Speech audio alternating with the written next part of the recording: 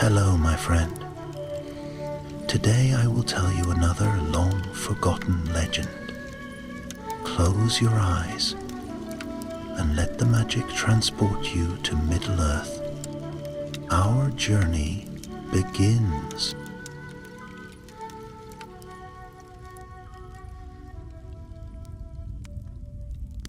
In the far northern reaches of Middle-earth, where the winds from the gray mountains cut sharp and cold, there lay whispers of danger. Dark wings stirring against the stars. The years had worn on since the fall of Smaug the Golden at Lake Town, yet not all his kin were gone from the world. Some had hidden themselves in caverns of stone and ice, sleeping through the ages, until hunger or greed drove them forth once more.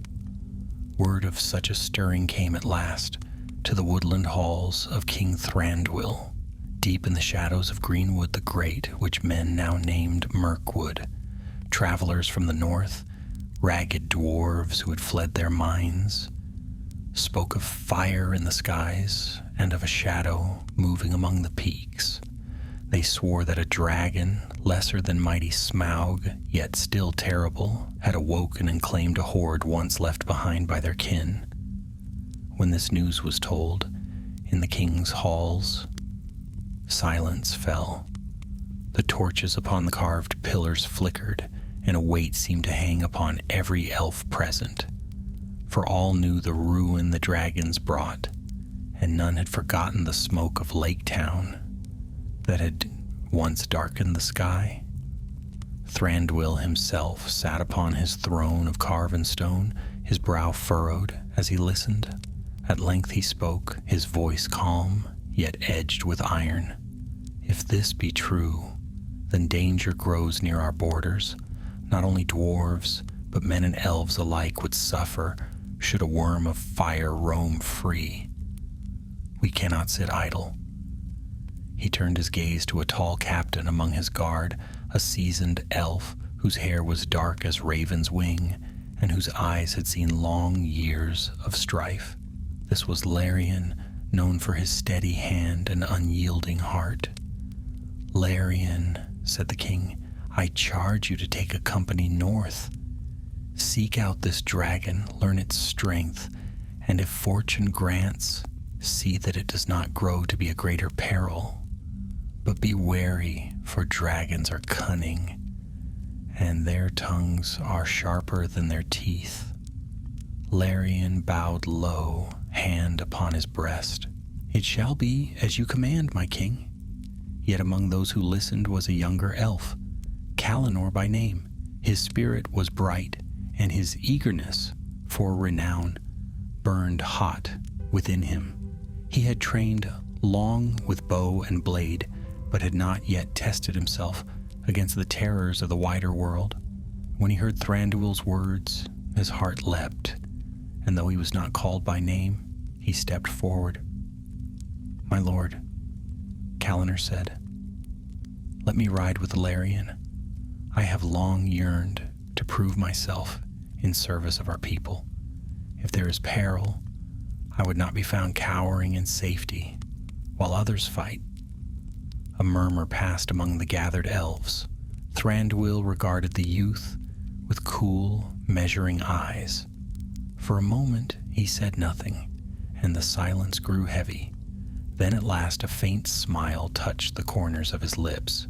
"Your courage speaks loudly, Kalanor," said the king, "but courage alone does not slay dragons. Still, perhaps there is wisdom in sending both seasoned hand and eager heart together.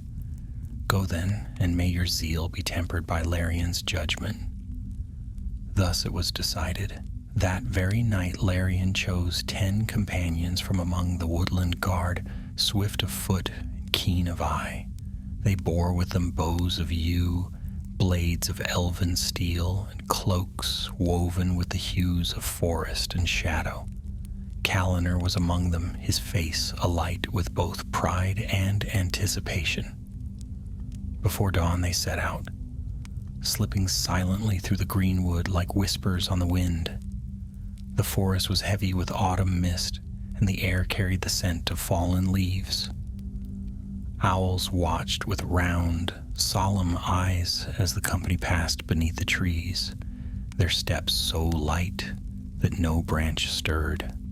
For many days they journeyed, first through the dappled gloom of Mirkwood, then beyond its northern edge, where the land grew barren and windswept.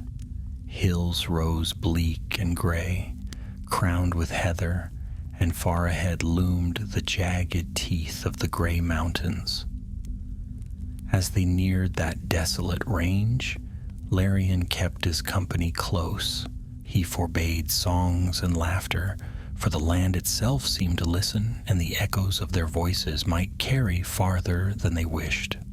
By night, they made small, hidden fires, shielded with stones so no wandering eyes might spy the glow. On the seventh night, while the stars glimmered coldly above, Calliner kept watch upon a ridge. He gazed northward where shadows writhed upon the mountains. Suddenly a faint glow flickered there, a red glimmer like embers stirred in a hearth. Then came a low sound rolling through the night. Not the growl of thunder, but the deep rumble of some vast beast. Calliner's breath caught in his throat, his heart hammered, and a thrill of fear and wonder coursed through him. He had heard tales of dragons, but never had he seen their fire with his own eyes. When he told Larion what he had seen, the captain's face grew grave. Then it is true, we are come into the shadow of the worm. He ordered the company to move by night, cloaked in silence, and to rest by day within hidden hollows. The days that followed tested them sorely.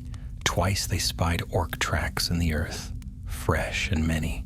Once they glimpsed the foul creatures themselves, skulking westward laden with sacks as though bearing tribute.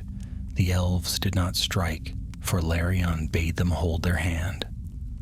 "We are not here to chase orcs," he said. "We seek their master." Thus the shadow deepened, and all knew the truth. The dragon was not alone. The gray mountains grew closer each day, their jagged peaks biting into the horizon like the teeth of some vast and ancient beast. The further north the elves traveled, the sharper the wind became. It carried with it the smell of stone and smoke, and at times the faintest trace of something foul that made the elves shift uneasily and tighten their cloaks. Larion kept the company moving swiftly but cautiously. He had led many hunts against orcs and spiders within Mirkwood, but this was different. This was no creeping band of goblins or lurking spider queen. A dragon was a foe older, fiercer, and far more cunning than all of these combined. And what was worse, it seemed that orcs had gathered beneath its wings, serving it as servants or allies. That troubled Larion greatly. One night, while the elves were camped in a narrow ravine shielded from the wind, Calliner sat by the fire polishing his bow. His face was lit by the orange glow, and his eyes shone with excitement. "Did you see their tracks today?" he asked eagerly, glancing around at his companions. There were at least 20 orcs, maybe more, and they were carrying sacks full of something heavy. What if it was gold or gems? What if the dragon has a treasure hoard like the one Smaug kept beneath the lonely mountain? Several of the older elves frowned at his words. They did not speak of treasure lightly, for they knew how greed could creep into even the most guarded of hearts. One of them, a sharp-eyed huntress named Theiril, shook her head. "Gold will not save us from fire," she said quietly. "Do not let your thoughts wander where dragons would lead them."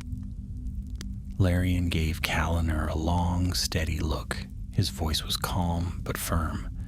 "Remember what we are here for. This is no quest for riches. It is a duty laid upon us by the king."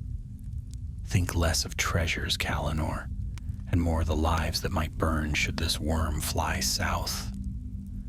Kalinor bit back his reply. He respected Larian deeply, but there was still a restless fire in him that could not be quenched by caution alone.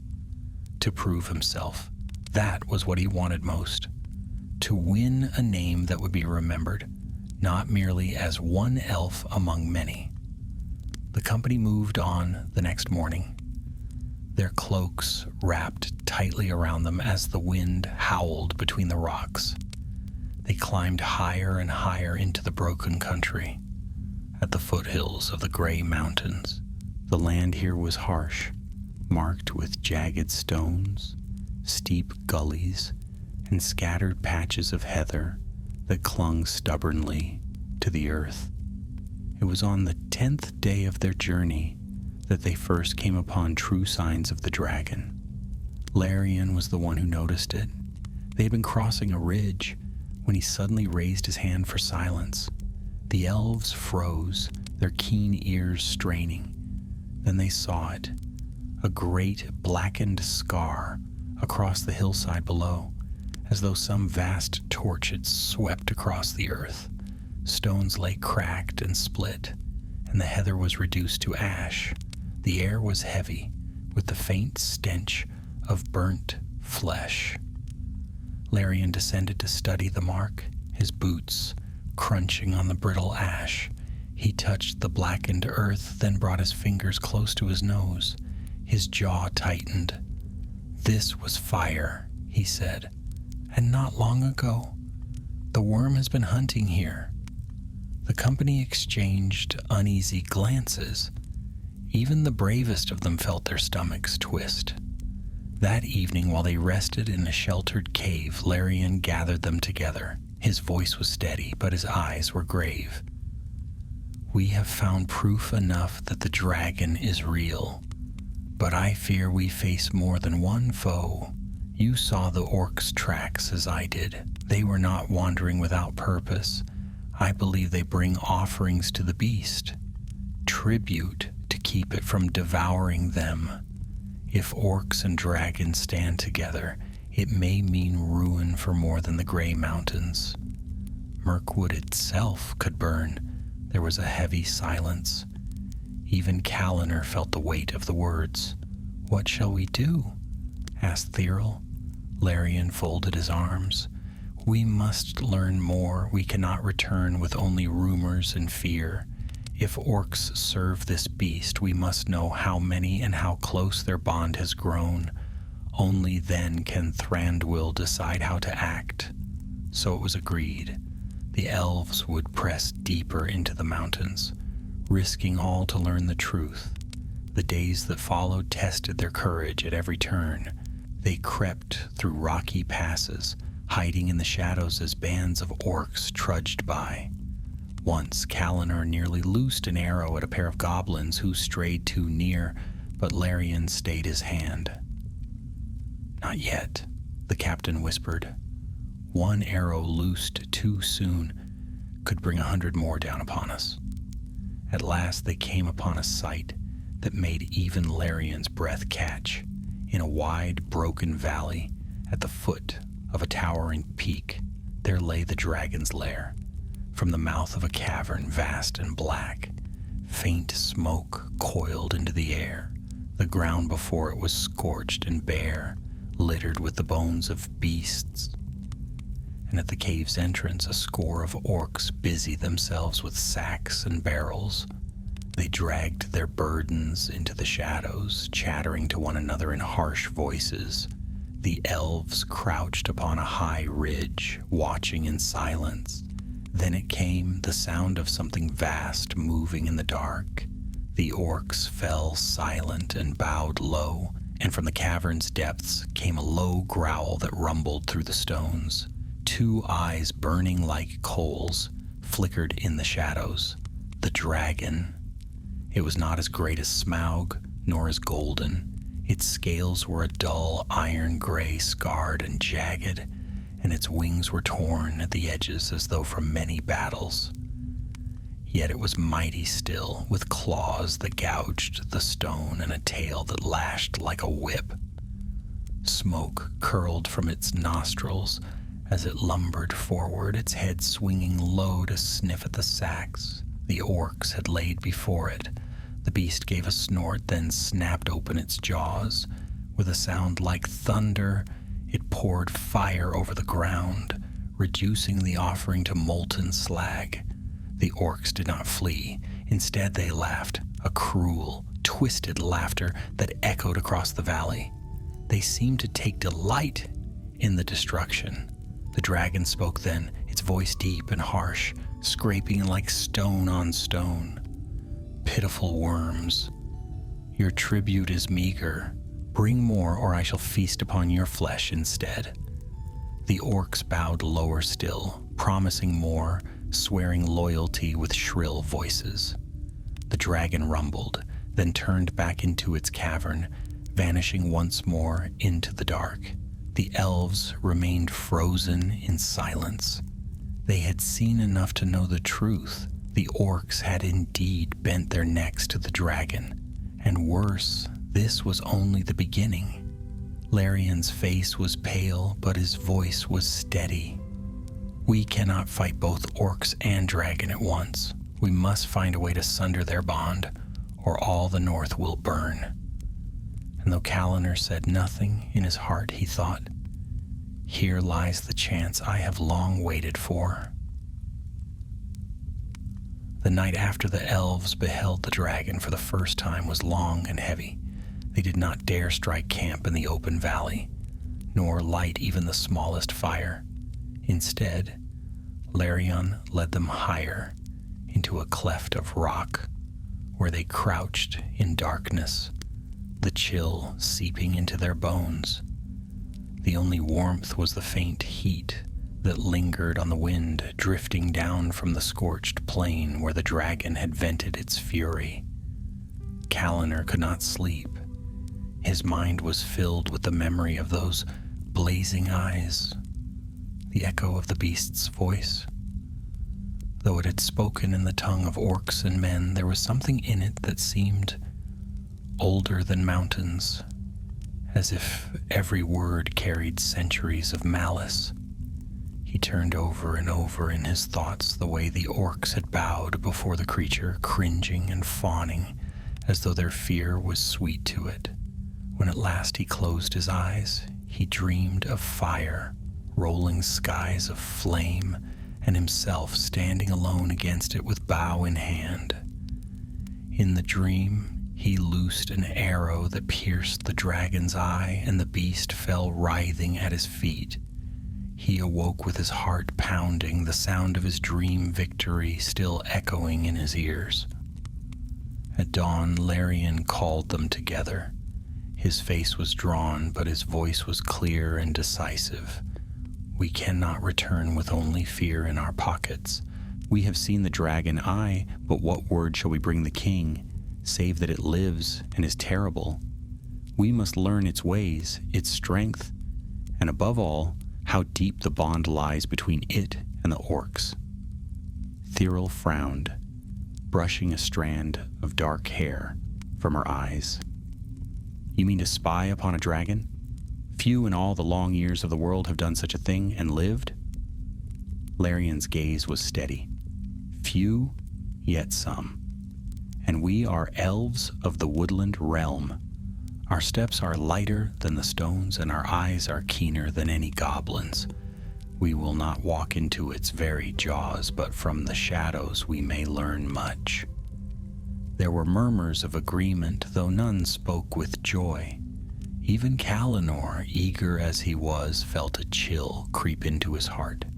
Spying on orcs was one thing. Spying on a dragon was another. Yet his eagerness to prove himself burned no less fiercely, and he told himself the glory lay in daring what others feared. For 3 days the company kept watch from the heights above the valley. They lay hidden among crags and broken stones, peering down upon the cavern mouth where the dragon dwelt. They saw orcs come and go, laden with spoils, oxen taken from northern men, sheep stolen from herds, and once even a train of ponies that bore sacks of ore and silver, plundered from dwarves who had dwelt too near. The dragon, whose name they did not yet know, was a fearsome sight whenever it emerged. It was broad and scarred, its wings torn, yet it had a strength that shook the very earth when it strode forth. The orcs treated it with a mixture of terror and reverence, and more than once the elves heard it laugh, a sound that turned their blood to ice, for there was no mirth in it, only scorn. On the fourth night, while the moon hung thin as a blade in the sky, the elves crept closer. Larion led them down into the rocks, moving silent as mist.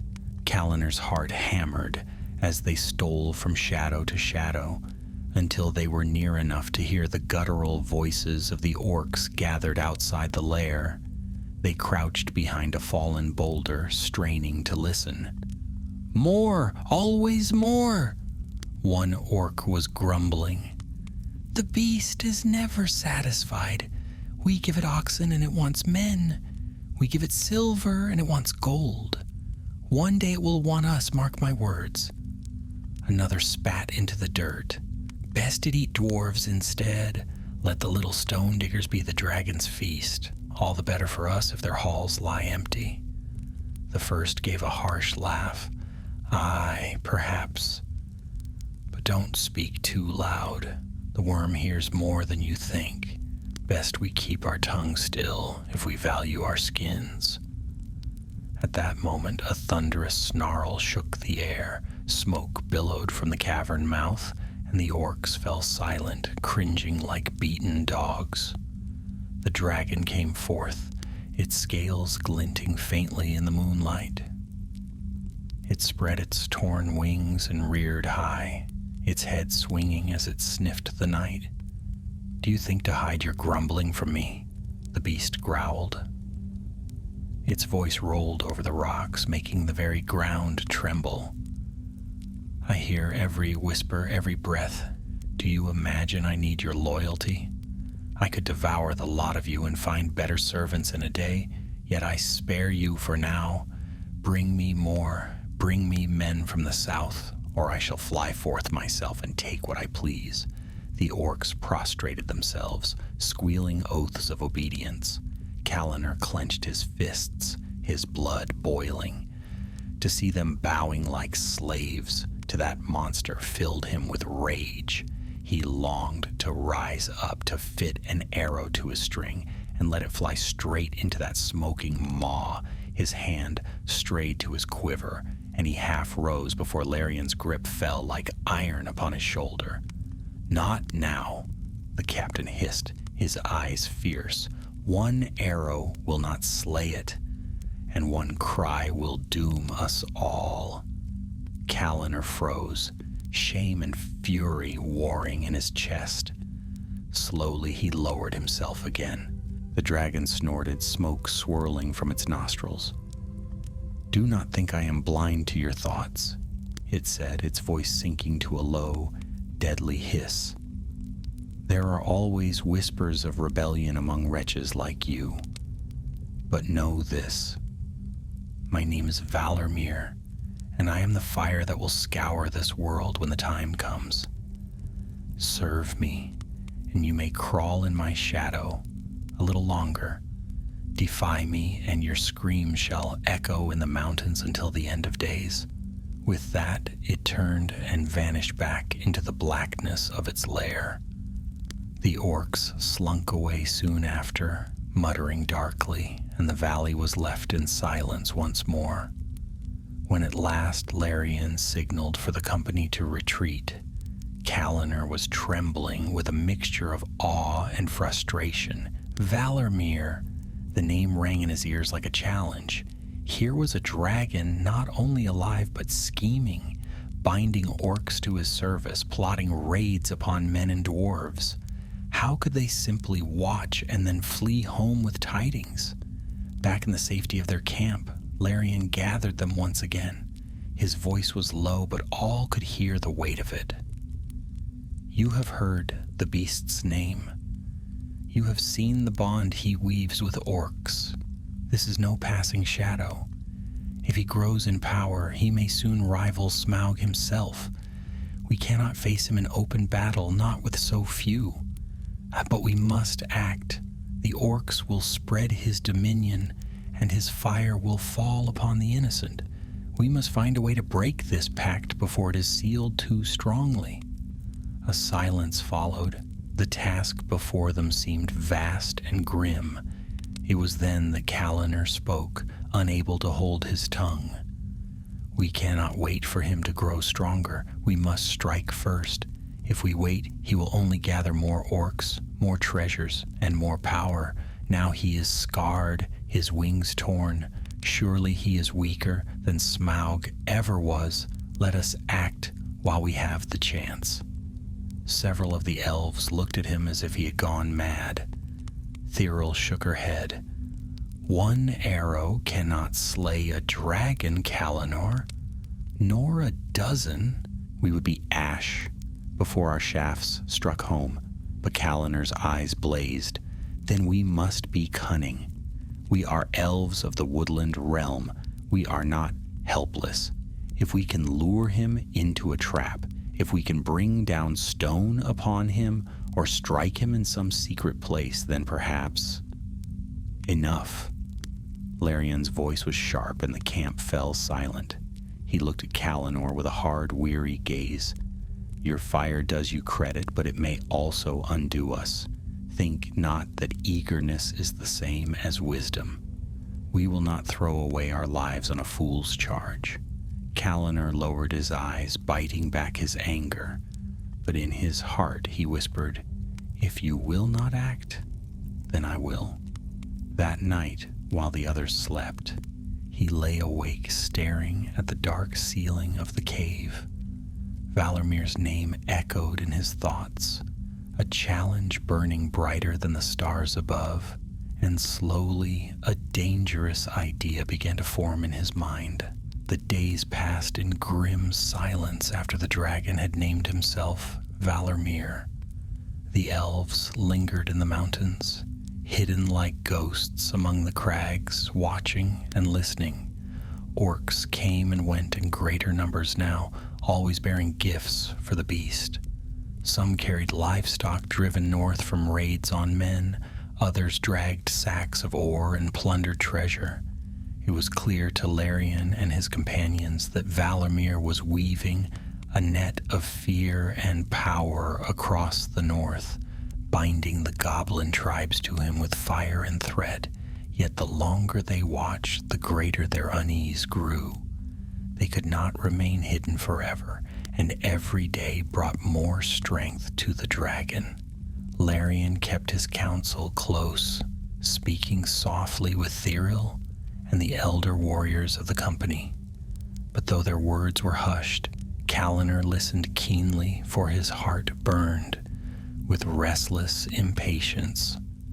One evening, as twilight bled into darkness, Larion gathered the company together in their stony refuge.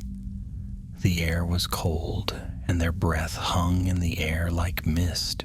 His expression was stern, but his voice carried the weight of command. We have seen enough. The beast is real, and he is no idle shadow. He gathers orcs, bends them to his will, and soon will strike beyond these mountains. We cannot slay him, not with so few, but we can strike a blow that may sunder his bond with the goblins. If the orcs fear him less, or if they see him wounded, perhaps they will scatter, and that may buy our people precious time. A murmur passed among the elves. Thiril lifted her chin. You mean to set a trap? Larion nodded. There are ruins to the east, once halls of dwarves before the coming of dragons long ago. I have scouted their broken gates. There is stone enough there, loose and ready to fall. If we lure Valarmir into that place, we may bring the mountain down upon him. Even if it does not slay him outright, it may cripple him and drive him into hiding once more. The company weighed his words carefully. Some nodded grimly, for they knew dragons were most vulnerable when earth and stone worked against them. Others frowned, for the risk was great. But none openly defied their captain, all except Kalanor. His heart leapt at Larian's words, for here at last was action, yet he bit his tongue, fearing to speak too boldly again after Larian's rebuke. Still his thoughts churned. If Valarmir fell by their hand, his name would be sung in Mirkwood. This was the chance he long dreamed of. The next day the elves set their plan in motion. Moving swiftly under the cover of night, they slipped through the barren valleys until they reached the old dwarf hold that Larian had spoken of. Its gates lay broken, and the halls beyond were dark and silent, their once proud carvings marred by age and ruin. Great cracks ran through the walls, and piles of stone lay where ceilings had collapsed. It was a place of sorrow, yet also of opportunity. By torchlight, the elves explored the ruins. They found a great cavern whose roof hung precariously, supported by fractured pillars. With careful hands, they loosened stones, set ropes, and marked places where a well-timed cut might bring the ceiling crashing down. The work was long and dangerous, for even the faintest sound echoed through the halls, and all the while they feared discovery. Kalanor labored with the others, but his mind was elsewhere. Again and again he pictured the dragon's blazing eyes, the cruel smile upon its scarred maw. He imagined himself standing proudly before Thranduil, telling of how his arrow had struck true, how he had brought ruin to Valarmir. More than once he caught himself staring into the shadows with a fierce light in his eyes, and Thiril, noticing, frowned, but said nothing. When all was ready, Larian set the plan. They would wait until the orcs gathered with their tribute, then strike at them swiftly, driving them toward the ruins. If Valarmir came in fury to punish his servants, he would enter the trap. There the elves would cut the ropes, loose their stones, and bring the mountain down upon him. It was a desperate gambit, but no better choice lay before them. The night of the attempt came cold and sharp. Stars glittered above the peaks, and the wind carried the faint scent of smoke from Valarmir's lair. The elves lay hidden in the rocks near the valley mouth, bows ready, eyes keen. Kalanor crouched with them, his fingers tight around the grip of his bow. His breath came quick, his heart hammering with a mix of dread and excitement. This was the moment he had longed for, the chance to prove himself before all. At last they heard the guttural voices of orcs. A band of them trudged into view, dragging sacks and leading a tethered ox. They cursed and spat, kicking at the beast when it stumbled. Kalanor's lip curled in disgust. Larian raised his hand. At his signal, the elves loosed their arrows. Swift as rain, the shafts fell upon the orcs, felling several before they even understood they were attacked. The survivors shrieked, scattering in terror. Kalanor sprang from hiding, blade flashing, and cut down one that fled toward him. The valley erupted into chaos. Orcs fled shrieking toward the dragon's lair, crying for aid. The elves pursued them just far enough to drive them on, then melted back into the shadows. Larian signaled, and the company withdrew swiftly toward the ruins, their hearts racing. It did not take long. From the depths of the mountain came a roar that shook the stars themselves. Fire burst from the cavern mouth, and Valarmir surged into the night, wings beating thunder into the sky.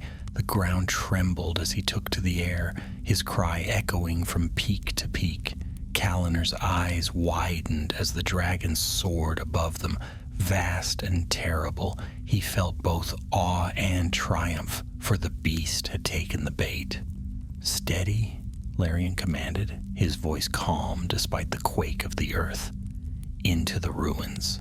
Let him follow." The elves scattered into the shadows of the dwarf hold, their cloaks blending with the stone. Kaliner ran with them, though his blood sang with a wild, reckless joy. Behind them the dragon wheeled, its eyes blazing as it spied the movement below. With a roar, Valarmir dove. Stone split beneath his claws as he struck the earth, fire spilling from his maw. The ruins lit up in a blaze, and the air grew searing hot. Yet the elves had already slipped deeper inside, their steps echoing faintly in the long, dead halls. Valarmir thundered after them, his body forcing its way through the broken gates, wings scraping the stone. He bellowed, his voice shaking dust from the ceiling. "Do you think to hide from me, elves? I smell your fear. I taste it in the air." Larian gave the signal. With a swift stroke of a knife, he cut one of the ropes. A mass of stone and shattered ceiling fell, crashing upon the dragon's back. Valarmir roared in fury, staggering, but he did not fall. His scales turned many stones aside, and though blood welled where sharp edges cut him, he pressed onward, fire blazing. Another rope loosed, another avalanche of stone. Valarmir reared, his wings lashing, and the ruins trembled. Dust filled the air, choking and blinding. The elves scattered, some loosing arrows, others drawing blades, though they knew steel was little against such a foe. Amid the chaos, Kaliner broke from the company. His heart pounded, his thoughts a whirl of fire and glory. He knocked an arrow, his eyes fixed upon the dragon's head as it reared high, its throat glowing with flame. "This is my chance," he whispered. And without waiting for command, he darted forward into the open, raising his bow. Larian saw him, his eyes widening in horror. "Kaliner, no!" he cried, but the words were lost in the roar of Valarmir's fire as the young elf stood alone before the dragon, arrow drawn and heart alight with reckless courage. Flame filled the ruin like a storm of molten gold. The air seared Kaliner's face as he stood his ground, bow drawn, eyes locked on the blazing maw of the dragon. For a heartbeat, he felt as if the world itself had narrowed to this single instant. He and Valarmir, fire and steel, courage and doom. His arrow flew. It was swift, keen, and true, streaking like a star through the smoke. It struck the dragon's face, glancing off the hard ridge above its eye. The shaft shattered, falling in sparks to the ground. Valarmir roared, enraged more than wounded. His gaze fell upon Kaliner, and the fire in his throat flared brighter.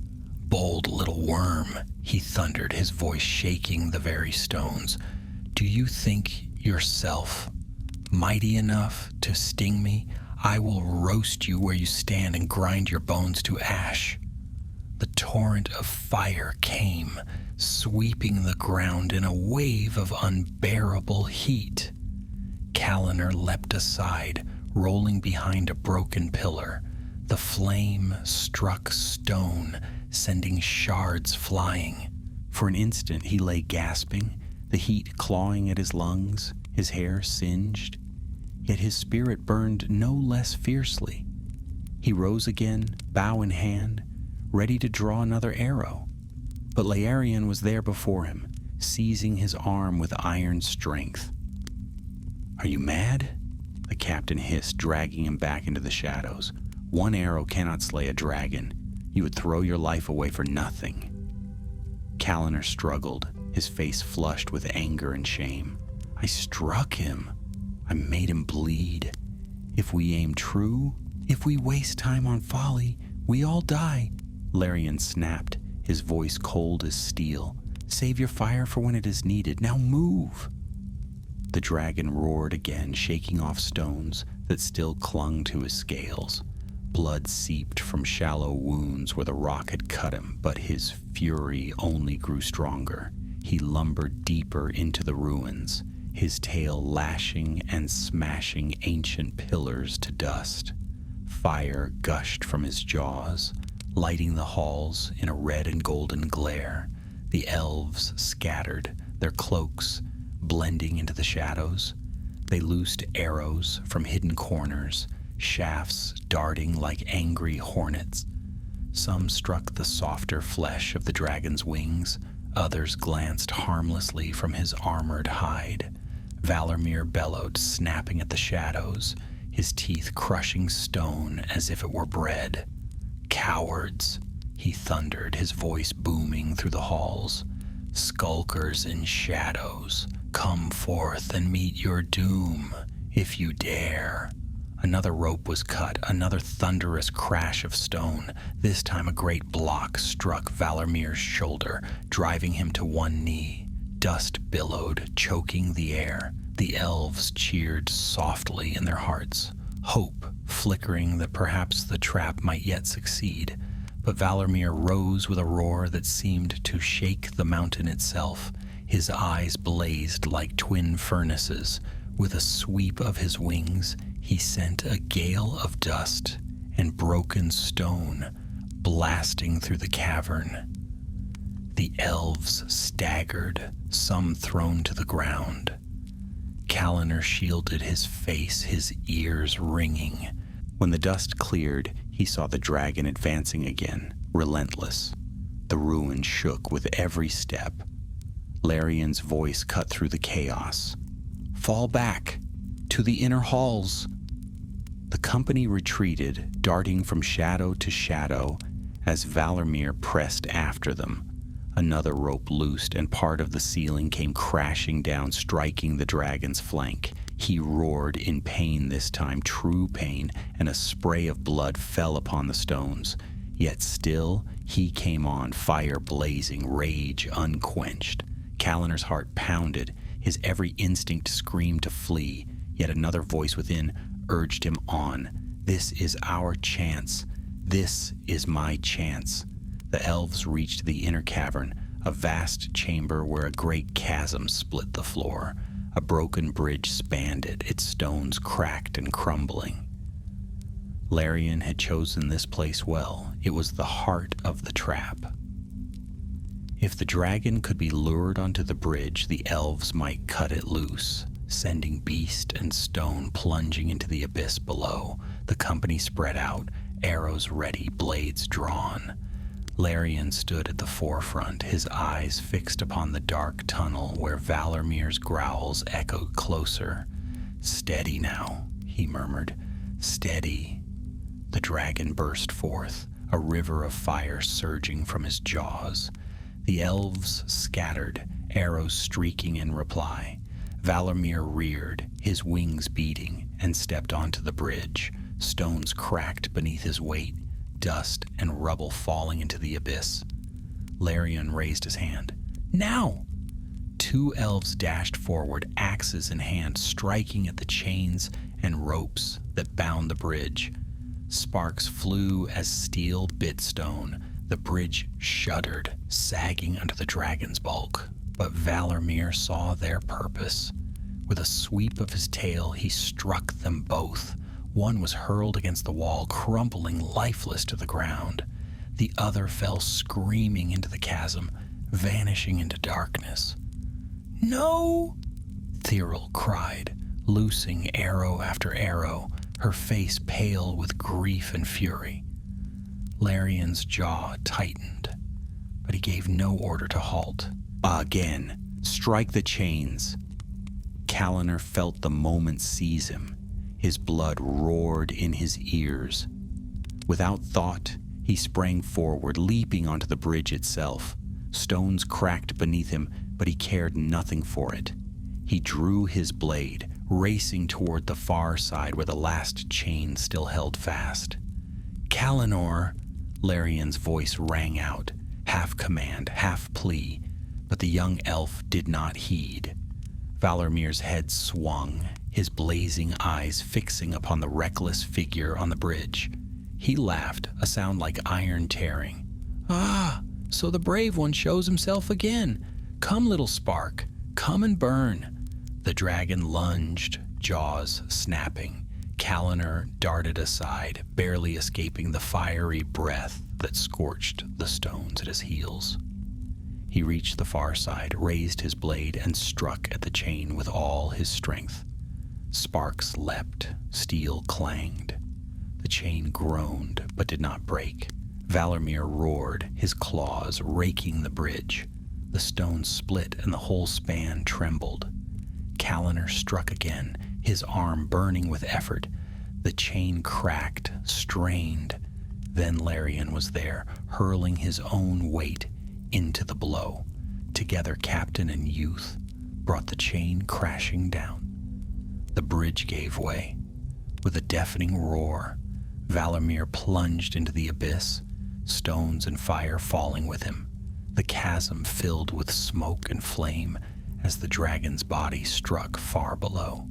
The ruin shook, and for a moment it seemed the whole mountain might collapse. The elves staggered back, coughing and gasping. Silence fell, broken only by the crackle of settling stones. They had done it. The dragon was gone, or so it seemed. Kaliner leaned heavily on his blade, his chest heaving. Larian stood beside him, his face grim. "Foolish boy," he muttered, though there was relief in his eyes. "Brave, but foolish." Then from the depths of the chasm came a sound that froze their blood. A growl, low, rumbling, filled with fury. Smoke billowed upward. Fire flared in the darkness. Valarmir still lived, and he was climbing. For a breathless moment, silence ruled the cavern. The bridge had fallen, the abyss swallowed dragon and stone alike, and the elves stood trembling on the brink, gasping in the dust-filled air.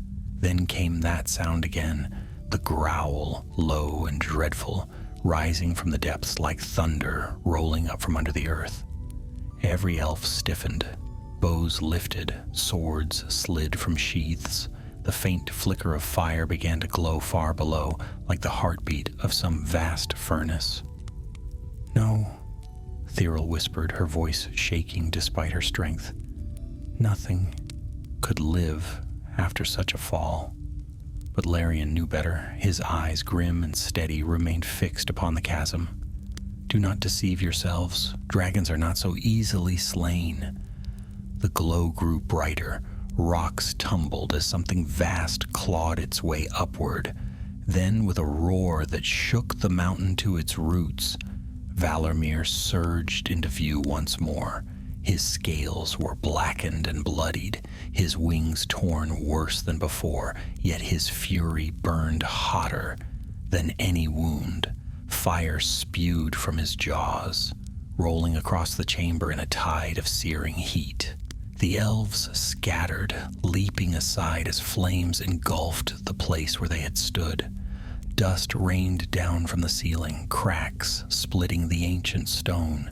The ruin itself seemed to cry out in protest at the beast's wrath. Valarmir dragged himself from the pit, claws sinking into the crumbling ledges, his tail lashing with the strength of a storm. Blood dripped from his wounds, hissing as it struck the heated stones, but his eyes blazed with unquenched malice. "You dare!" he roared, his voice echoing like 1,000 hammers upon iron. "You dare lay your petty traps for me? Elves, you shall suffer for this, until the mountains themselves forget your names." Larian rallied his companions with a shout. "Loose, loose while he climbs!" Arrows streaked from every side, darting like silver sparks through the smoke. Some pierced the softer membranes of Valamir's wings. Others struck between his scales, drawing thin lines of blood. The the dragon bellowed, snapping at the shafts, his tail smashing pillars to dust. Kallenor fired with the rest, his face set, his heart thundering. Again and again his arrows flew, each aimed at the dragon's eye. Twice he came close, once even grazing the lid, but never striking deep.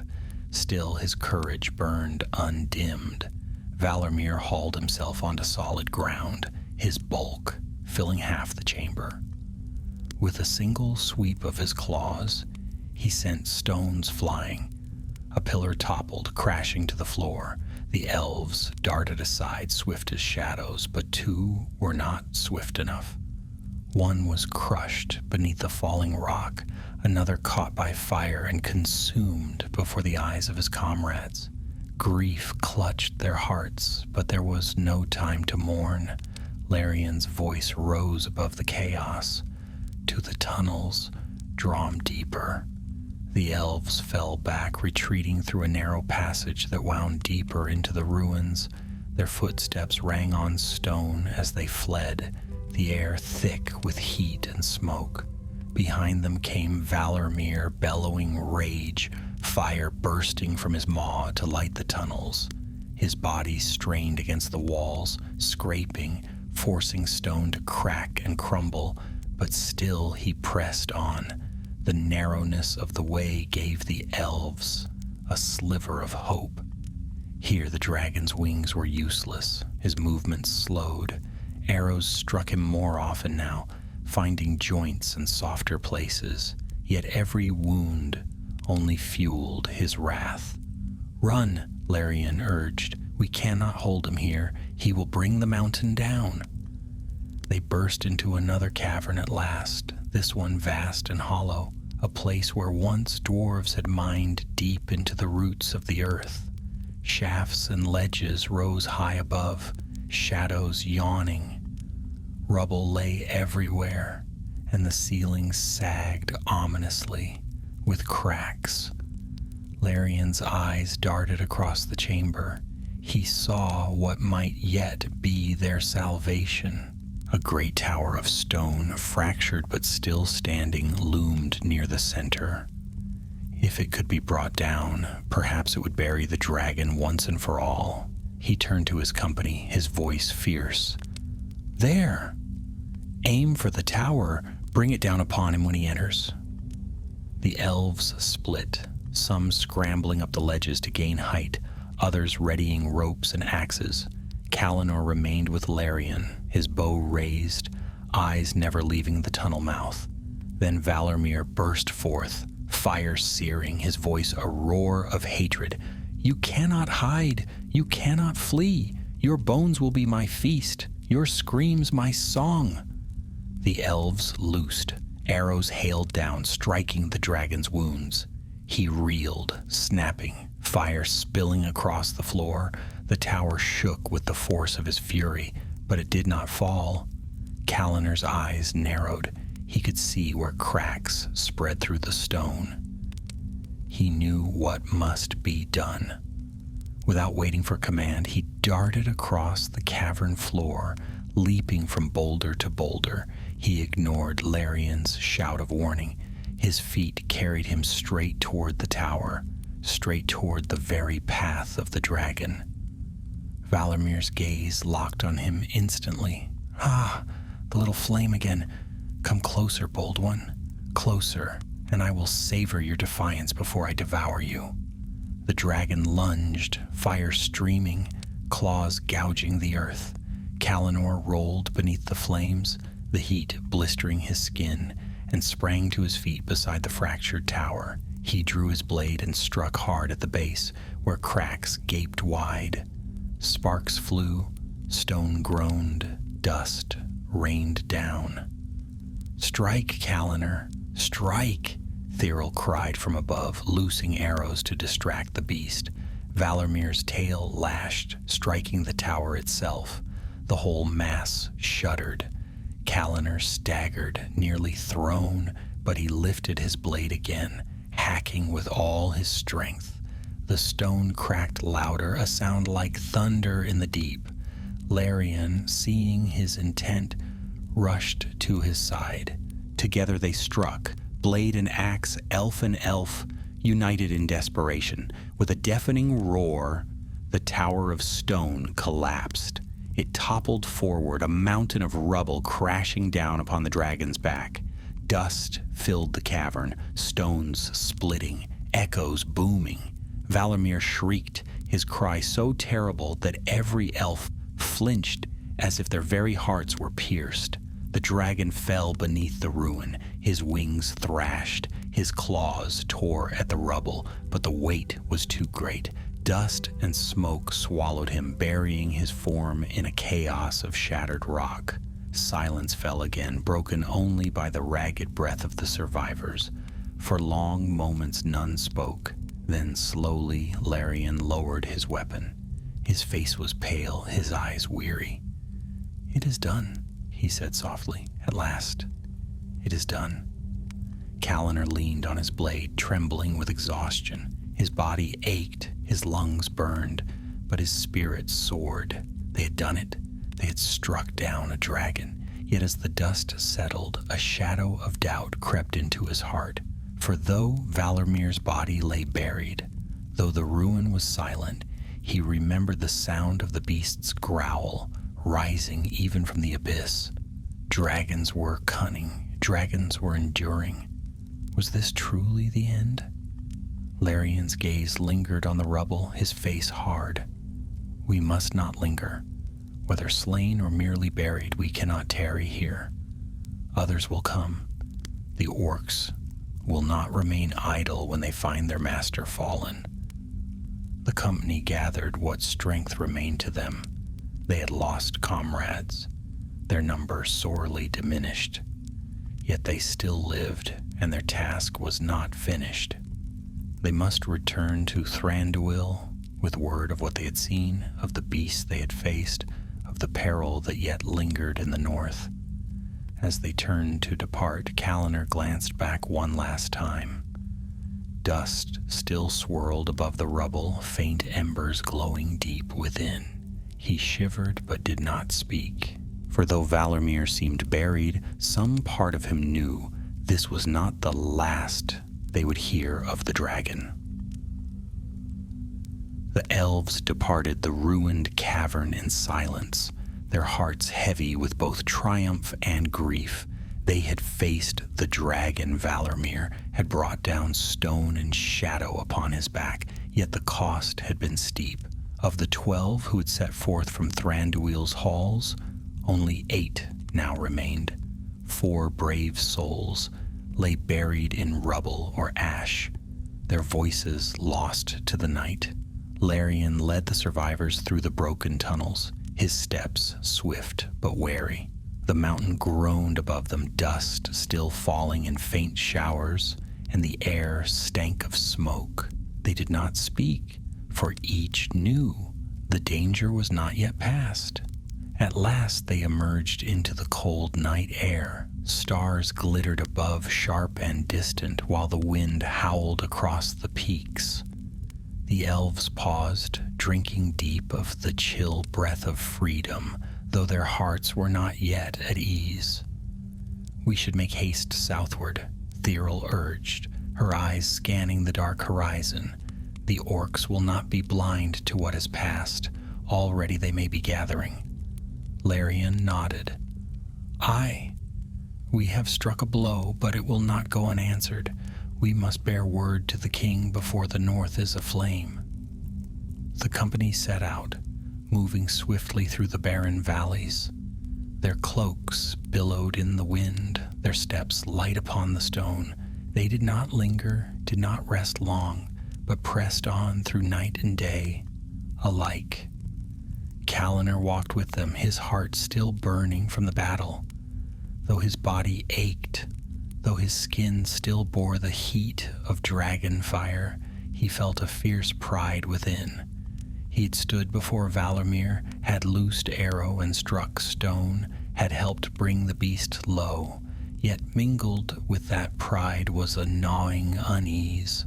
He remembered too well the sound of Valarmir's growl from the abyss. The ember glow beneath the rubble, dragons were not easily slain.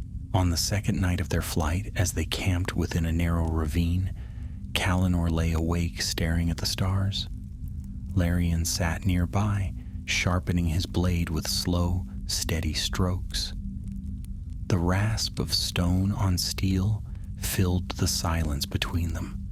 At last Kalinor spoke. "Do you believe he is dead?" Larian's hand stilled. He did not look up, but his voice was low and firm. "I believe nothing where dragons are concerned. I have seen too much of their cunning, heard too many tales of their endurance. If Valarmir yet breathes beneath the rubble, he will rise again, and if he is truly slain, still his shadow will linger, for orcs do not soon forget their masters." Kalinor swallowed hard. "Then what hope do we have, if even traps and stone cannot kill him?" "Hope lies in knowledge," Larian interrupted, his eyes lifting at last. "That is why we must return.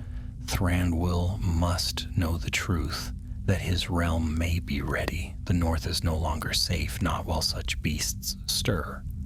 Kalinor said no more, though his heart churned. He thought of glory, of songs sung of dragons slain, yet he also thought of fire and death, of the comrades already lost. His pride dimmed somewhat, though the ember of ambition still smoldered within. The next day, as dawn painted the mountains pale gold, the company heard the first signs of pursuit. Far behind, faint but growing louder, came the guttural cries of orcs. Horns echoed between the peaks, harsh and cruel. The elves quickened their pace, slipping through gullies and over ridges, but always the sounds followed. "They know," Thiril said grimly. "They know their master has fallen, or they believe it, and they will not rest until we are hunted down." Larian's face was hard. "Then we shall give them no quarry, keep to the shadows, strike only when we must. Our task is not to fight every orc in the mountains, but to bear our tidings home." For 2 days they fled, the pursuit ever at their heels.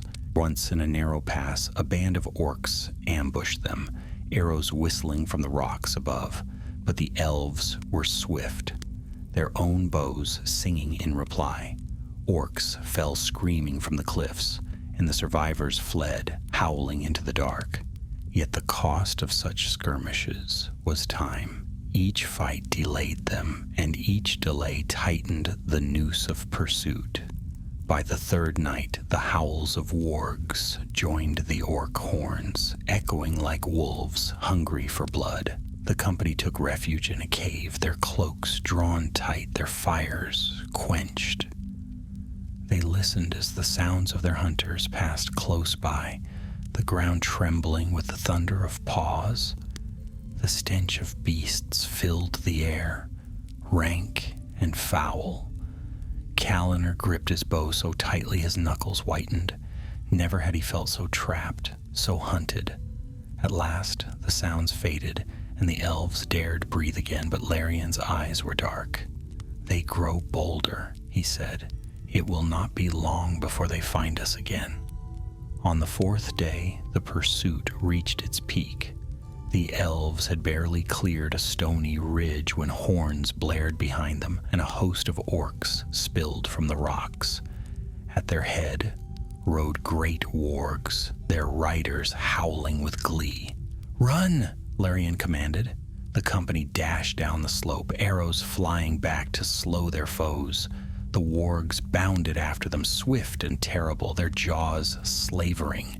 Kalinor loosed arrow after arrow, each striking true, yet still they came on. One leapt at him, its fangs flashing, but he rolled aside and drove his blade into its flank.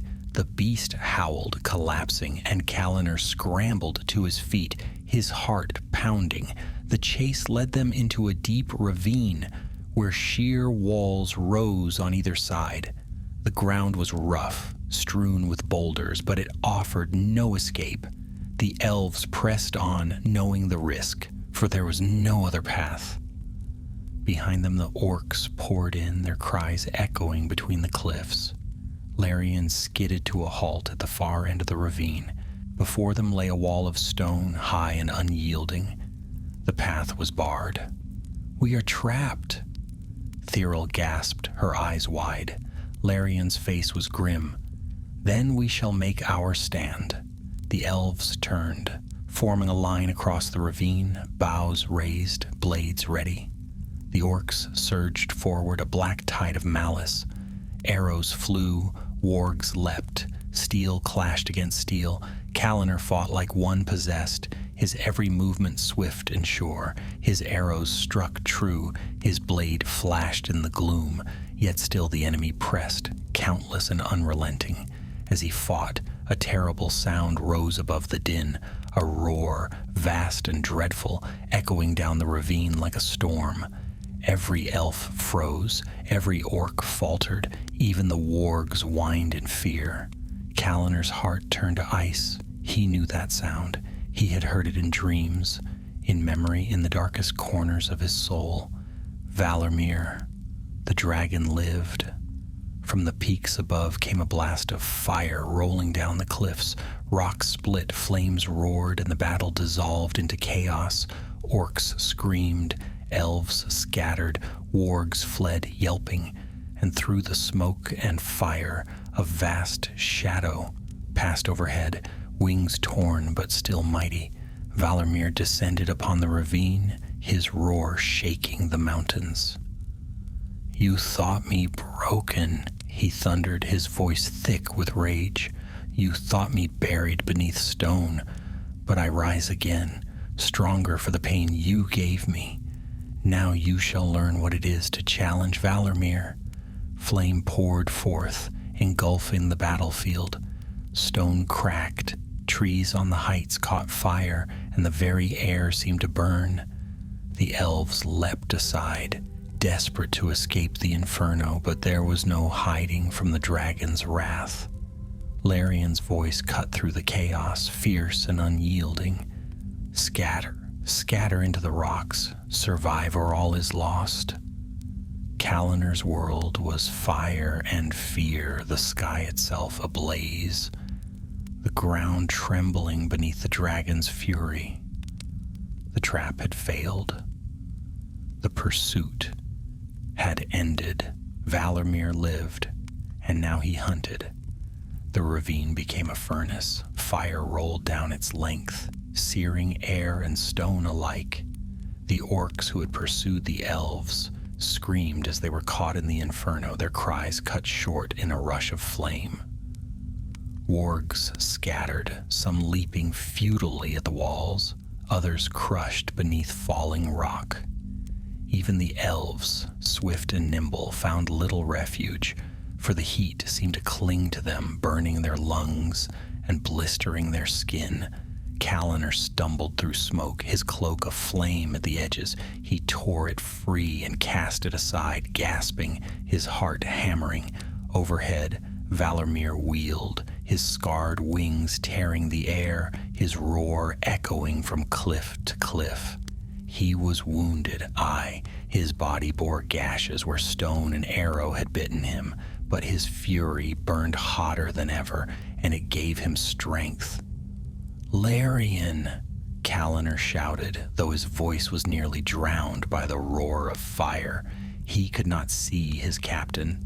Through the smoke, shadows moved around him, elves fleeing, orcs falling, wargs howling, but where Larian was, Kaliner could not tell. At last he glimpsed him, a tall figure standing firm amidst the chaos, blade gleaming in the firelight. Larian's face was grim, his eyes locked on the dragon above. He raised his sword high, his voice ringing out. "To the cliffs, scatter and climb, survive." The command carried through the smoke, sharp and clear. The elves obeyed at once, darting toward the ravine walls, seeking handholds and ledges. Kaliner raced with them, his bow still in hand, arrows rattling in his quiver. Yet even as he ran, he glanced back. Valarmir swooped low, fire spilling from his jaws. The ground split, boulders shattering, orcs and elves alike thrown from their feet. Larian stood fast, raising his shield against the blast. Flames engulfed him, and for a moment Calinor's heart froze. But when the fire cleared, there he was, scarred, but still standing. Rage and awe warred in Calinor's chest. He could not abandon Larian, yet the captain's command rang in his ears. Survive. The ravine was chaos. Arrows hissed upward, most glancing harmlessly off the dragon's scales. Orcs, maddened by terror, turned their blades on anything near, even their own kind. The air was filled with screams and the thunder of wings. Calonor found himself at the base of the ravine wall. He leapt for a ledge, scrambling upward, his fingers slipping on hot stone. The rock burned his skin, but he climbed higher, desperate to escape the inferno below. Around him other elves scaled the cliffs, their cloaks blending with the smoke. But Valarmir saw them. With a roar, he beat his wings, stirring a gale that sent stones tumbling. He swung his massive tail, striking the cliffs. Rock cracked and split, ledges crumbling. One elf fell with a cry, vanishing into the fire below. Another leapt to a higher ledge, barely escaping the sweeping tail. Calonor pressed himself against the rock, his bow clutched tight. He loosed an arrow upward, aiming for the dragon's eye. The shaft streaked true, grazing Valarmir's cheek. The beast snarled, snapping his head toward him. "Again you dare!" the dragon thundered, his voice like a storm. "Bold little worm, I will pluck you from the stone and swallow you whole." Fire blazed, but Calonor leapt sideways, clinging to another ledge. The flames scorched the rock where he had clung a heartbeat before. He coughed, choking on smoke, his lungs burning. Yet still he climbed. Above, Larian's voice rang out once more. "This way, to the high pass." Calonor glanced up and saw his captain on a ledge, higher still, waving the survivors onward. His arm was blackened with burns, his face lined with pain, but his eyes still shone with fierce command. Summoning the last of his strength, Calonor climbed toward him. Stones crumbled beneath his feet, but he hauled himself upward, fingers raw and bleeding. At last he reached Larian's side, gasping for breath. The captain gripped his shoulder, steadying him. "You live," Larian said, his voice rough but steady. "Aye," Calonor rasped, coughing. "But others..." He glanced down. The ravine floor was a cauldron of fire littered with burning bodies. Only a few elves had escaped the inferno, and even they still struggled to climb. Larian's jaw tightened. "Then we carry their memory with us. We cannot help them now. Come, we must reach the pass before the beast strikes again." Together they climbed higher, leading the survivors toward a narrow cleft in the cliffs. Behind them, Valarmir raged, fire spilling, his wings beating the air into chaos. But the cliffs were steep, and even his fury could not wholly follow them. Stones cracked beneath his claws, but the elves slipped into the cleft, vanishing into shadow. The pass beyond was narrow and treacherous, a knife edge of stone winding between peaks. The wind howled, and snow gleamed faintly in the moonlight. The elves staggered onward, their breaths ragged, their faces blackened with soot. They did not speak until, at last, they reached a sheltered hollow where the wind was gentler. There they paused, collapsing to the ground, their bodies trembling from exhaustion. Only 6 remained now, 6 of the 12 who had set forth. Larian leaned against the stone, his breath heavy. His burns were grave, his arms shaking, yet his eyes remained clear. "We have seen the truth," he said softly. "Valamir lives, and his wrath is greater than ever. We cannot slay him, not with so few, but we must endure, and we must return." The others nodded weakly, their faces pale. Calaner sat apart, staring into the dark sky. His pride was gone now, scorched away by flame. He had stood before the dragon, had loosed arrow after arrow, yet what had it gained? Nothing but ruin. His friends lay dead, their voices silent, and Valarmir still flew, scarred but unbroken. For the first time, fear gnawed at him, not the quick fear of battle, but a deeper dread. That dragons could not be slain, that they were shadows eternal, rising again and again no matter what traps were sprung. He clenched his fists, tears stinging his eyes. "We cannot defeat him," he whispered, though no one heard. "Not we, not now." Yet even as despair pressed close, another voice stirred within him, faint but insistent. If he cannot be slain by strength, then he must be slain by cunning. There must be a way. There is always a way. Larian rose, his face grim. "We cannot tarry here. Valarmir will not rest. He will hunt us, and he will not stop until every elf lies burned. We must move south with all haste." The company rose, weary but unbroken. They tightened their cloaks, drew what arrows they had left, and pressed on into the night. The wind howled around them, carrying faint echoes of the dragon's roar. High above, a shadow moved across the stars, wings torn, yet still mighty. Valarmir circled the peaks, his eyes blazing, his fury unquenched. He had been wounded, aye, and humbled, but he was not defeated. Not yet. And as the elves stumbled onward through the dark, they knew the truth. This was no simple hunt, no mere foray into danger. This was the beginning of a war between shadow and light, between fire and forest. The dragon would not forget them, and they would never forget him. Snow fell thin and sharp as the elves trudged through the high passes, their cloaks pulled tight against the wind. The storm was not fierce, yet it bit all the same, for they were weary and wounded. Smoke still clung to their clothes, and their hands bore blisters from fire and stone.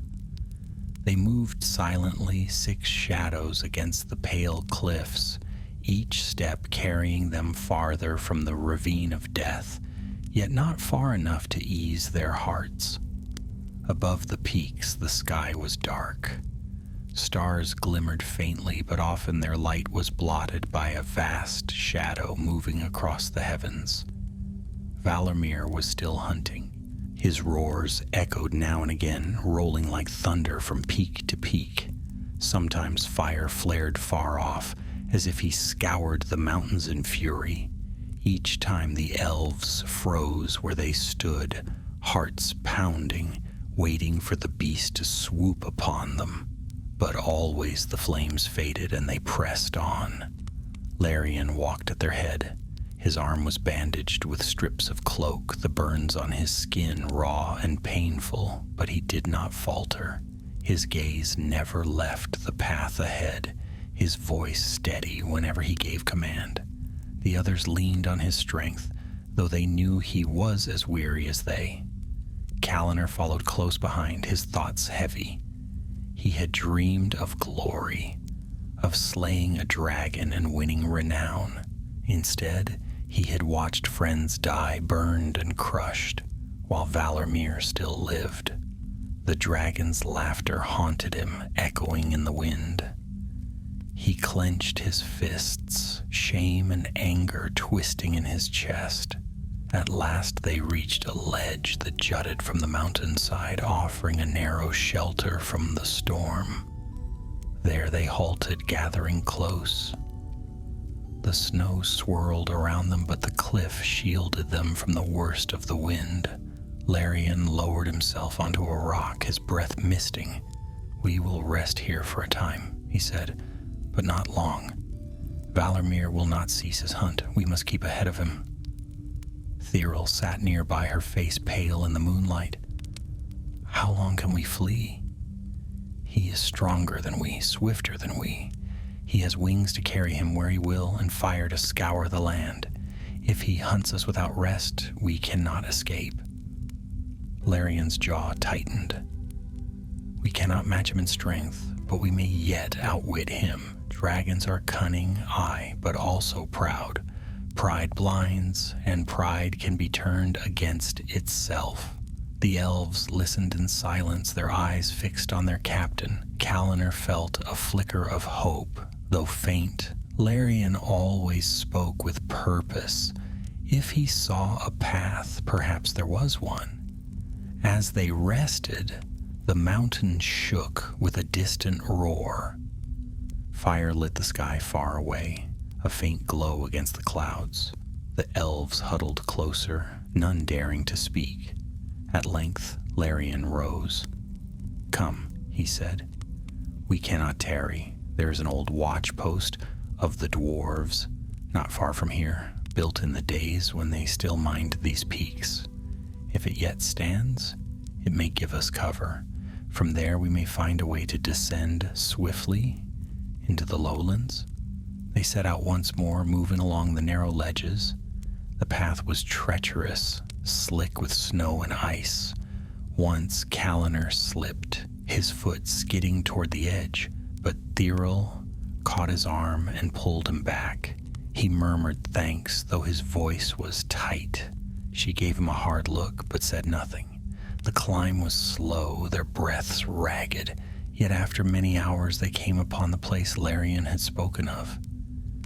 It was a ruin indeed, half buried in snow and rock, but the dwarves had built well, and some of its walls yet stood. A tower jutted from the cliff, broken at the top but sturdy below. The elves slipped inside, grateful for the shelter. Within, the air was cold but still. The walls bore faint carvings worn by wind and time. Old stone benches lined the chamber, and a narrow stair wound upward into shadow. They settled there, wrapping themselves in their cloaks, grateful at last to be out of the wind. For a little while there was peace.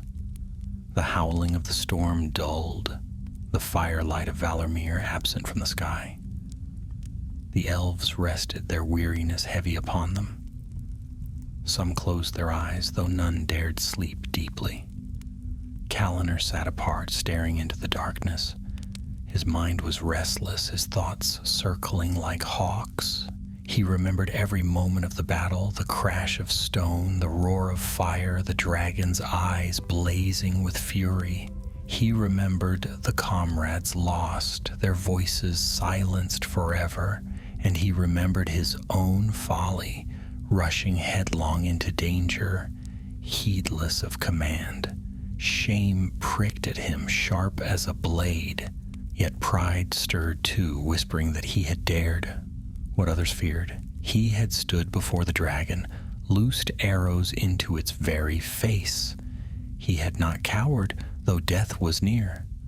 The memory burned within him, a mixture of pride and guilt that he could not untangle. Larian's voice broke his thoughts. "You are restless, Kallanr." The young elf looked up, startled. The captain was watching him, eyes keen despite the weariness in his face. I think of what is past," Kallanr admitted, "of what is yet to come." Larian studied him a long moment, then nodded. "It is right to think, but do not let thought turn to folly. You burned bright in battle, Kallanr, but fire untamed destroys as swiftly as it warms. You must learn to temper your flame, or it will consume you." Kallanr bowed his head, words caught in his throat. He wanted to argue, to say he had only sought to save them, to strike the dragon when chance offered, but he knew Larian spoke true. He said nothing, only clenched his fists tighter. The hours passed. Snow piled against the walls, and silence pressed heavy. Then as dawn began to pale the sky, a sound split the stillness. A roar. It rolled across the mountains, vast and dreadful, shaking snow from the cliffs. The walls of the tower trembled. The elves froze, their hearts leaping. "He is near," Thiril whispered, her hand tightening on her bow. Larian's face hardened. "He hunts still. We cannot remain." But before they could flee, a shadow fell across the tower. Fire flared outside, bathing the snow in crimson light. Stones cracked and the roof groaned.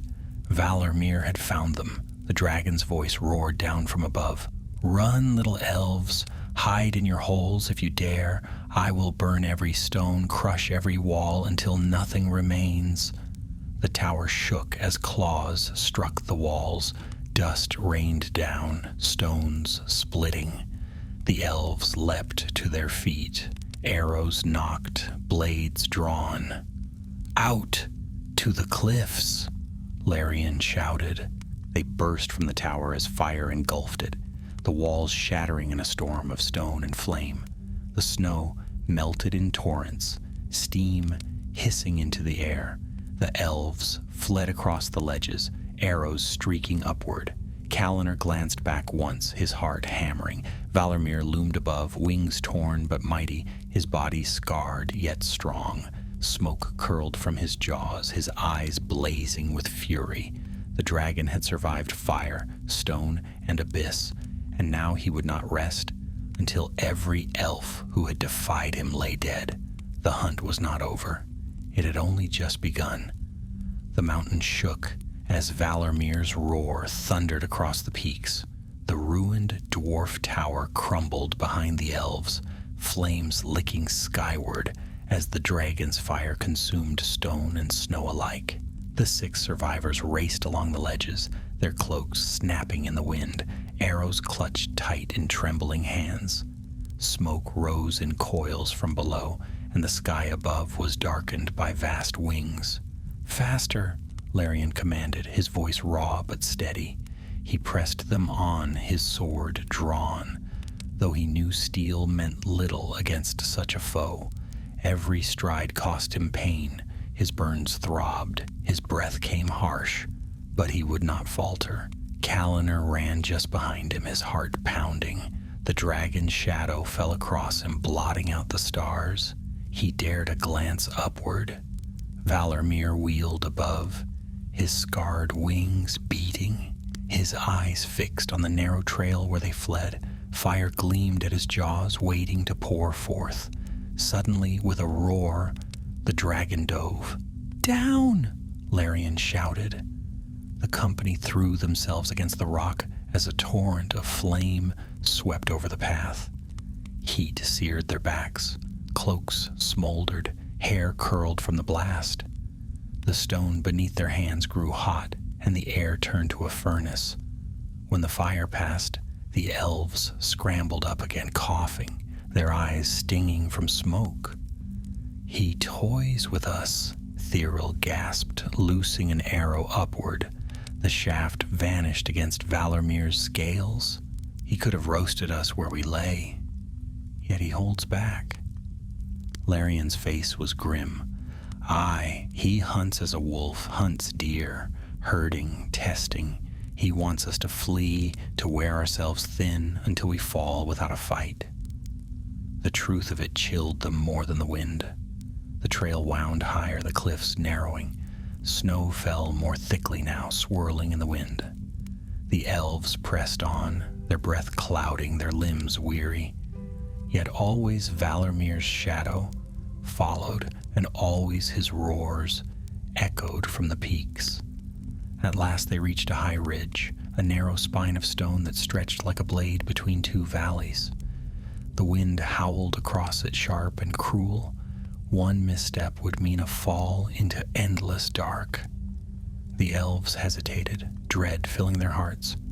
"There is no other way," Larian said. His eyes scanned the ridge, then the skies above. "Cross swiftly. If the beast strikes here, we are lost." One by one they began stepping carefully across the narrow path. The wind tore at their cloaks. Snow stung their eyes. Calinor's heart hammered as he moved, his arms outstretched for balance. He could see nothing below but swirling shadow and endless depth. Then came the roar. Valarmir descended, fire blazing. His wings beat gales across the ridge, nearly hurling the elves from their path. Stones crumbled beneath their feet, tumbling into the abyss. "Hold fast!" Larian cried, his voice fierce above the storm. The dragon swept past, his tail smashing against the ridge. The stone shuddered, cracks spreading. One elf stumbled, crying out as he fell into the void, his voice fading into silence. Callanor clenched his jaw, forcing himself onward. Fear clawed at him, but he would not yield. Not here, not now. Step by step he crossed, his eyes fixed on the far end. At last they reached solid ground once more, the ridge behind them cracked and broken. They collapsed upon the snow, gasping. Valarmir circled above, his laughter rolling like thunder. "Run, little sparks. Run until your breath fails. You cannot escape me." Larian rose, his sword gleaming in the firelight. His face was pale, his body weary, yet his eyes blazed with defiance. "We will not flee forever," he said, his voice low but steady. "Here we make our stand." The others stared at him in shock. Thyril shook her head. "Here, on open stone with nothing but snow and sky? We cannot stand against him here." Larian's gaze swept the cliffs. "Look well. The mountain is cracked, its heart unsteady. If we strike the right place, we may bring the very peak down upon him. We cannot hope to slay him with steel, but stone and ice may yet do what blades cannot." The elves followed his gaze. Indeed, the cliffs above were heavy with snow, the ledges lined with icicles thick as spears. A great overhang loomed above the valley, fractured and groaning. If it fell, it would bury all beneath it. Hope stirred faintly in their hearts. Larian gave swift orders. 2 elves scrambled up the slope, axes in hand to strike at the weakened stone. Thyril and another readied bows, watching the skies. Callanor stood beside Larian, his own bow drawn, his eyes burning. The dragon saw them gather and roared with delight. "So, you choose to die upon the heights, where all may witness your folly.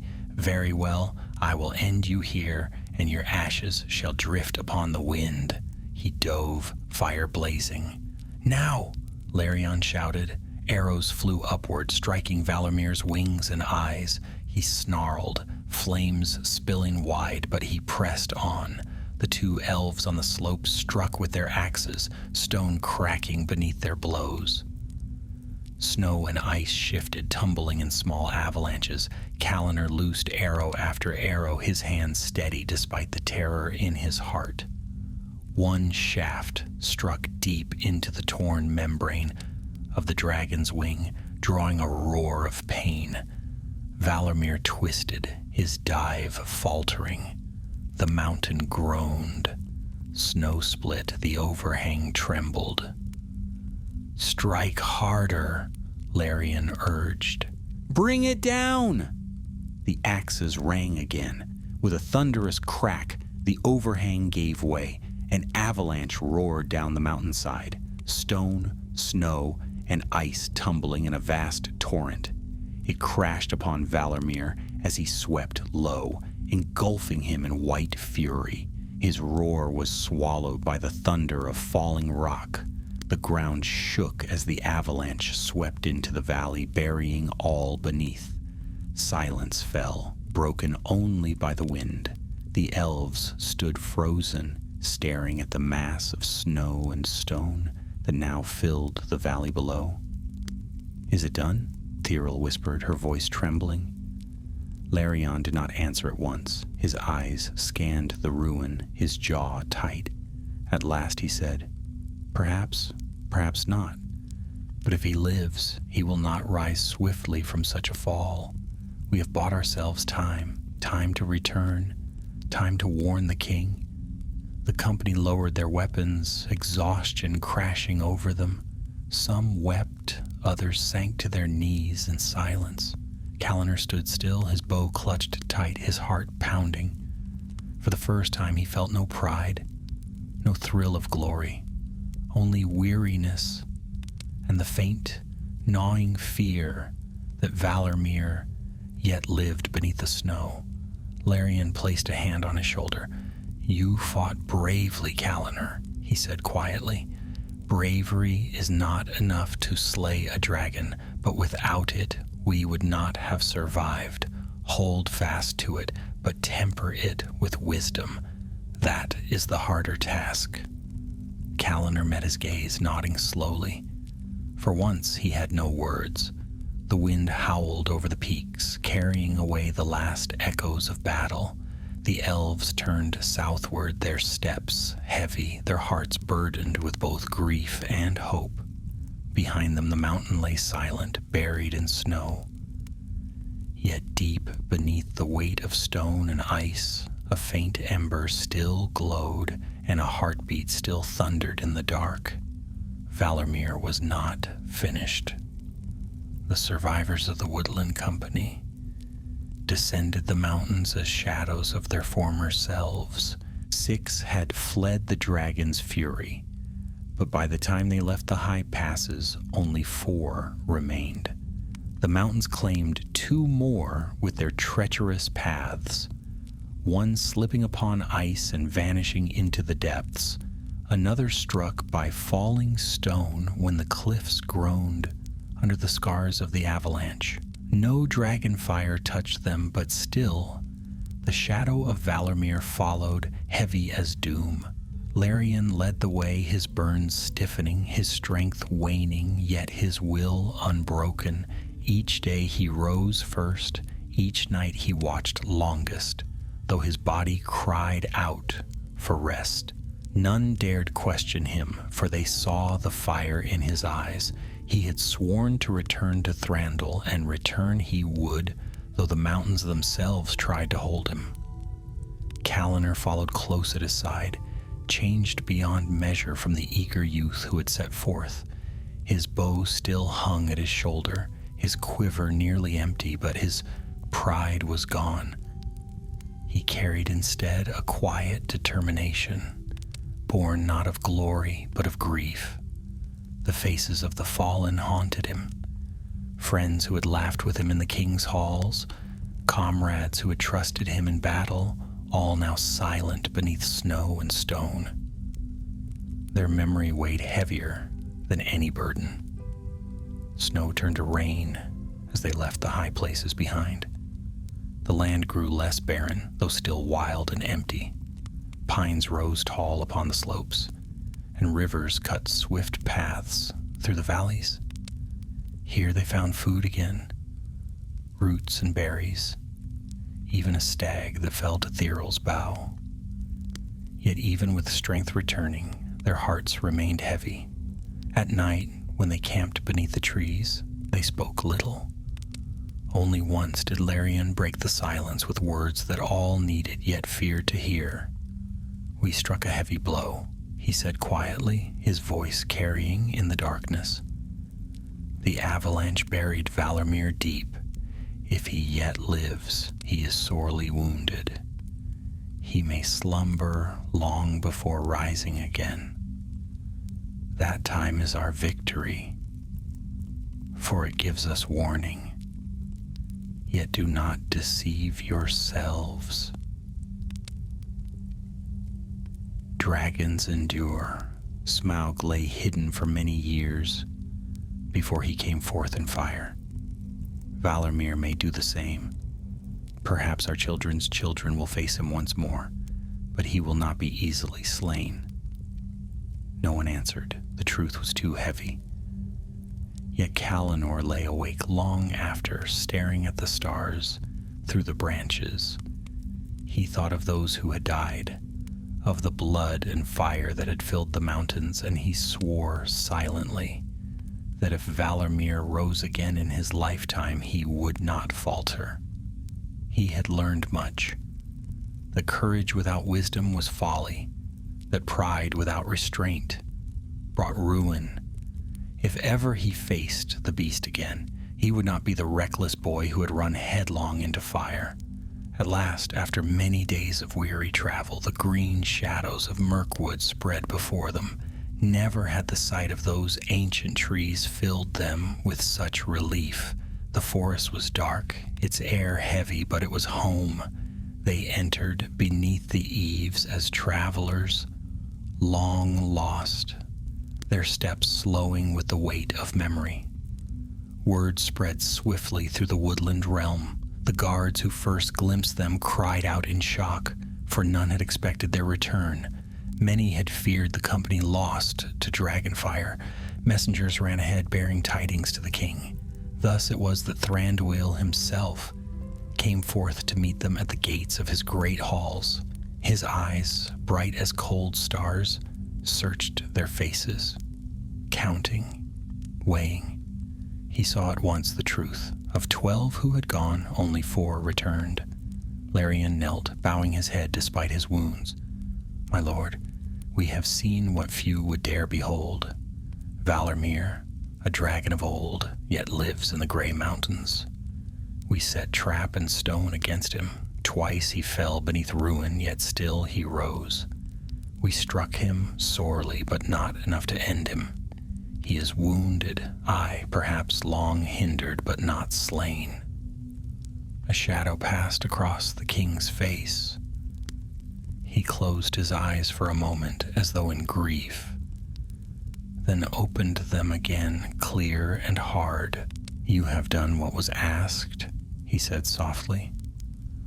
"More than could be hoped. You have returned with truth, and truth is the greatest gift. Though bitter, Mirkwood shall remember your fallen, and their names shall not be forgotten." He stepped forward, placing a hand upon Larian's shoulder. "You are my captain still, Larian. Your courage has saved us from blindness." Then his gaze fell upon Kalanor. The young elf bowed low, his face shadowed with both shame and pride. "My king," he whispered, "I sought glory and found only fire. Many lives were lost.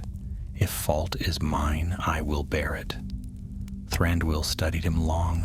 At last he said, "Fault lies not with one alone. War with dragons is no game of chance, and few would have returned at all. Yet you live, Kalanor, and you have learned. That lesson is bought with pain, but it may yet serve you and our people. Remember it always." Kalanor bowed again, his heart heavy yet strangely eased. In the days that followed, the halls of the woodland realm mourned. Songs were sung for the fallen, their names etched into memory. Larian spoke of their bravery, of each arrow loosed, each blade lifted. Kalanor sang too, though his voice broke, and he swore never to forget. Yet beneath the mourning lay resolve. Thranduil set his scouts upon the northern marches, watchful for signs of fire. Word was sent to the men of Dale and the dwarves under the mountain, warning them that another dragon stirred. None doubted that Valarmir would rise again, though when and how none could say. As for Larian, he returned to his captaincy, though his burns marked him forever. He carried his scars with quiet pride, a sign not of defeat but of endurance.